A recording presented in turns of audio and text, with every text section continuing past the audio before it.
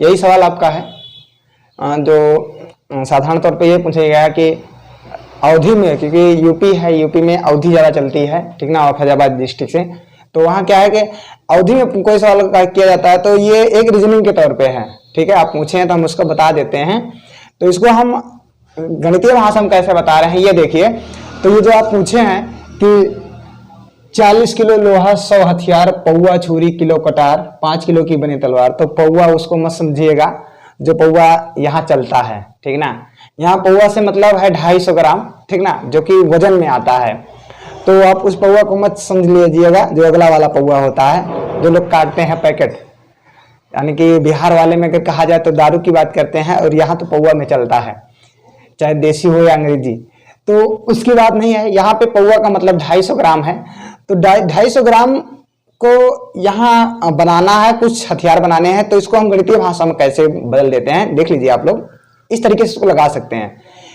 तो यह तो अवधि में है, लेकिन हम इसको अपनी भाषा में बता रहे हैं। ध्यान दीजिएगा कि 40 किलो लोहा है आपके पास, टोटल 40 किलो लोहा दिया जाएगा आपको, 40 केजी लोहा रहेगा आपको, उसमें से बनाने हैं 100 हथियार। ध्यान दीजिएगा कि प्रश्न यही कह रहा है कि 40 किलो आपका लोहा है, आपको दिया जाएगा, उसमें से 100 हथियार बनाने हैं आपको। लेकिन कंडीशन क्या है कि पौवा की छुरी होनी चाहिए। पौवा, फिर से वही बात आ गई कि एक पाव की छुरी होनी चाहिए। 250 ग्राम मतलब कहा जाए कि इसकी छुरी बननी चाहिए। अब औजार कितने बनाओ ये आप पे डिपेंड करता है, 2 बनाओ, 4 बनाओ, 10 बनाओ, 100 ही बनाने हैं, 40 किलो लोहा खर्च करना है, ठीक है। 250 ग्राम की छुरी बनानी है, तो हम यहां लिख लेंगे इसको 250 ग्राम की छुरी, या फिर इसको 1 पाव कह सकते हैं, 1 पाव। जानते हो कि अगर प्रत्येक की बात करता है, प्रत्येक का मतलब 1 होता है, और यहां भी वही है कि अगर केवल वही बात किया गया कि पौवा की बात कर दिया या किलो की बात कर दिया, अगर किलो कहा जाता है तो 1 मान लिया जाता है, पौवा कहा जाता है तो 250 ग्राम मान लिया जाता है, अगर आधा किलो कहा जाता है तो 1 का आधा जानते ही आप लोग।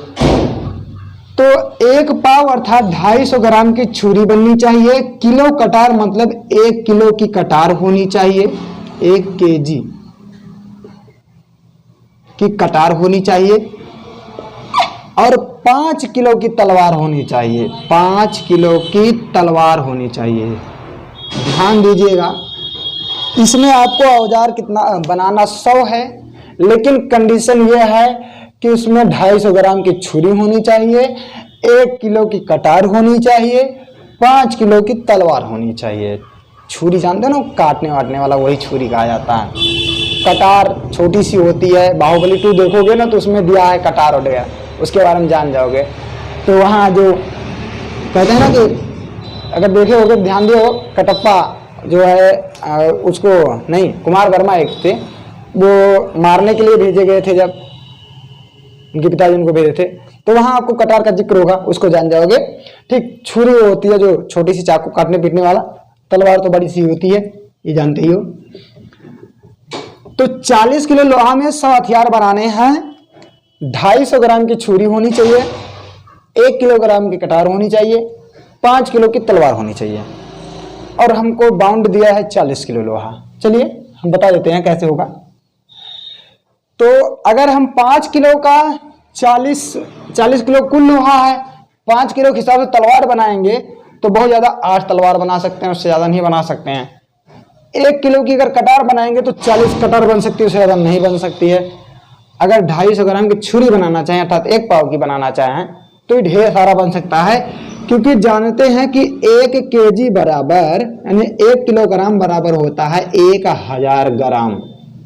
ध्यान दीजिएगा, और 1 पाव में 250 ग्राम हो गया, तो 1 पाव में जब 250 ग्राम हो गया, 1 पाव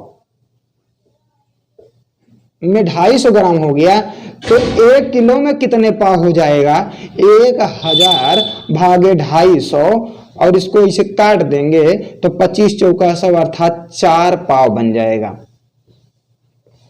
ध्यान दीजिएगा कि अगर केवल तलवार बनाएंगे तो बनेगा 8, तो क्योंकि 8 पंचे 40, लोहा टोटल 40, और 5 किलो बनाना है तो केवल 8 बनेगा। कटर बनाएंगे तो केवल 40 बनेगा। लेकिन छुरी जो है, छुरियाई ढेर बन सकती है, क्योंकि ये 250 ग्राम की है, 1 किलो में 4 बन सकती है, और 40 किलो में जो है 4 चौक 16, 160 बन सकती है। लेकिन हमको कुल मिला के 100 बनाना है, तो ध्यान दीजिए कि जो 250 ग्राम की छुरी है, इससे हमको ढेर बना लेते हैं और इन दोनों को कुछ कम कम बना लेते हैं। तो कितना कितना बना लिया जाए, इसको 4 है, कि 4 पाव है 1 किलोग्राम में, तो कितना हो सकता है, हम कर लेते हैं 24 किलो लोहा है, और इसमें हमको इस 24 किलो का टोटल हम बना लेते हैं छुरी 4 पाव के हिसाब से, 4 पाव अर्थात 1 किलो।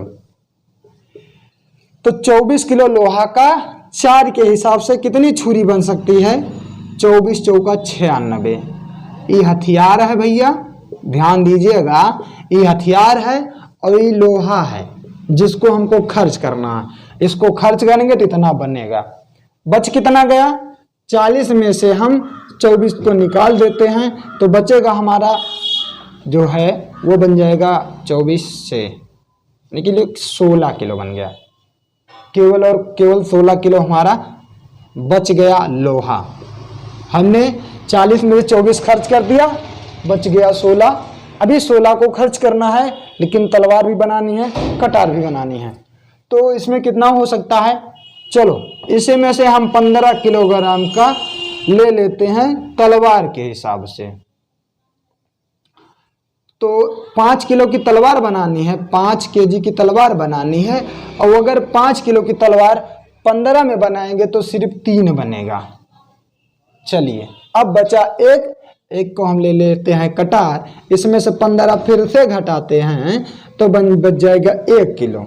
अब 1 किलो के कटार डायरेक्ट बना लेते हैं हम, ठीक ना। एक कटार बना लीजिए, ये पाव 96 हो गया छुरी, ठीक है, और 3 ठो तलवार और 1 ठो कटार, ठीक ना। 1 किलो की 1 केजी, कुल मिला के इसको जोड़ लेंगे हम तो हमारा ये हो जाएगा 100 पूरा। अब अगर कोई दिक्कत हो किसी प्रकार की तो हमको बताइए, ठीक ना।